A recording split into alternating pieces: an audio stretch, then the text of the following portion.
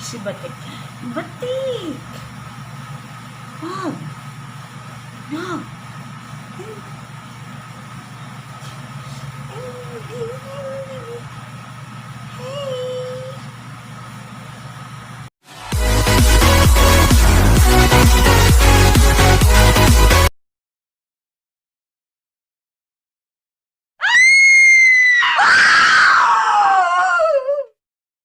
Hi guys! So, for today's video, mag-makeup ako ulit.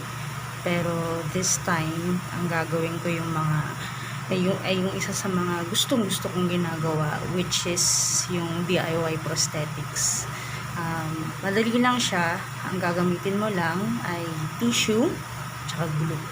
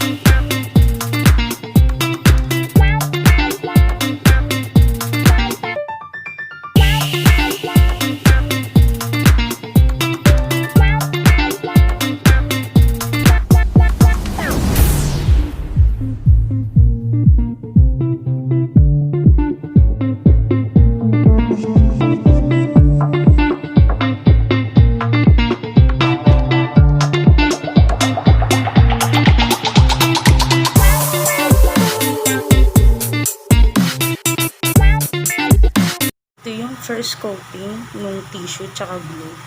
So, ang gagawin na lang natin is hintayin natin siyang matuyo and then lalagyan uli natin siya ng glue. Jumong! Batik, huwag kang maingay. Shh! Bala ka dyan.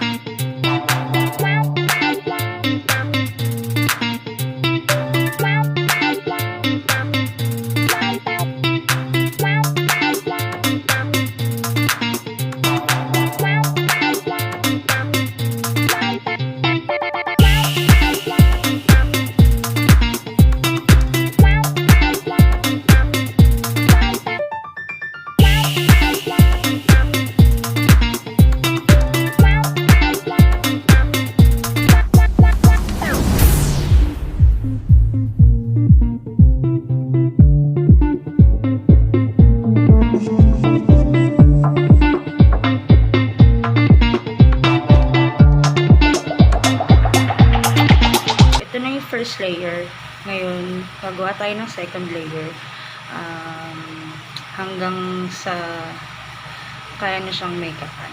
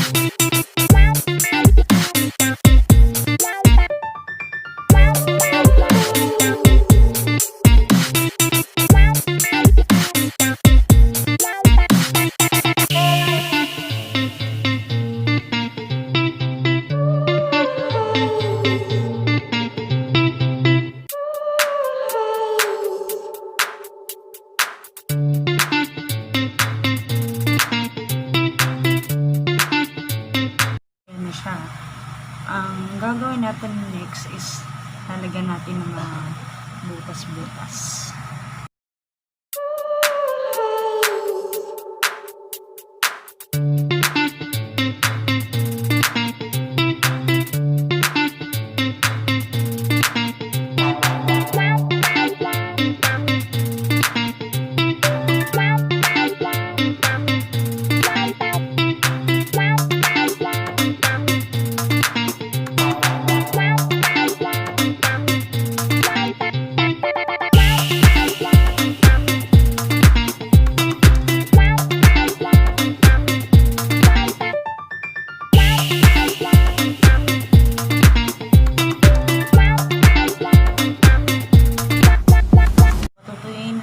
And then after that, may makeup na natin siya.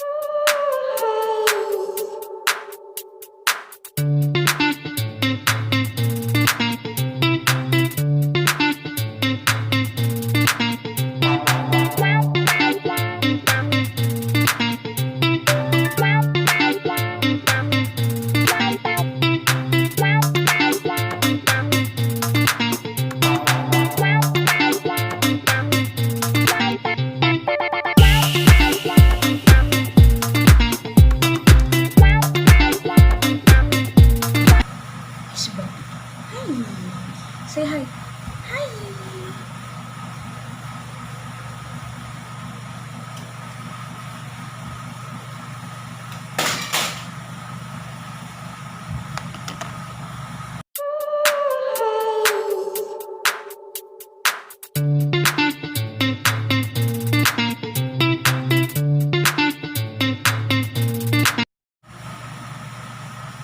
So, lalagyan na lang natin siya ng fake blood.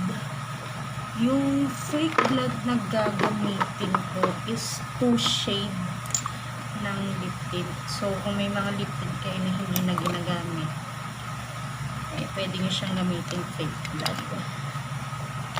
So,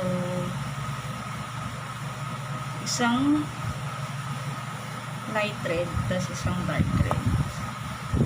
Paghahaluin lang natin siya para magmukha talaga siyang legit na blood. Kasi kung isa lang shade na gagamitin eh hindi siya masyado magmumukhang dugo. So dapat dalawa.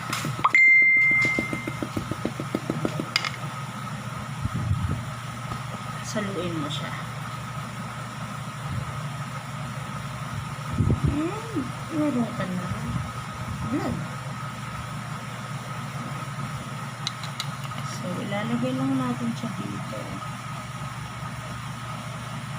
Ang gilid-gilid na yan.